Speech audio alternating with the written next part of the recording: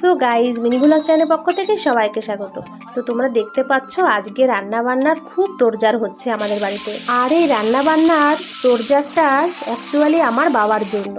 তো আমার বাবা আজ বিদেশে চলে যাচ্ছে, সেই উপলক্ষে আজ আমাদের বাড়িতে কিছু রান্না বান্নার আয়োজন করেছি। তো প্রথম রান্না করেছি আমি মটন, তারপর ভেটকি মাছের মাথা রান্না করেছিলাম, পার্শে মাছের ঝাল করেছি, আর করেছি মোরলা মাছের কুমড়ো শাক। তারপর আরও করেছি উচ্ছে ভাজা, তার সঙ্গে আছে সিমাই।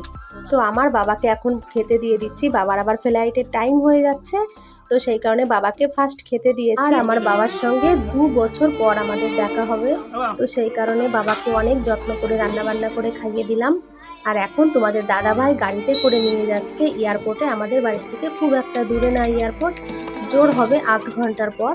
তো সেখানে ছেড়ে দিতে যাচ্ছে, আর আমার মা রাস্তার দিকে তাকিয়ে আছে একভাবে, বাবা চলে যাচ্ছে। মায়ের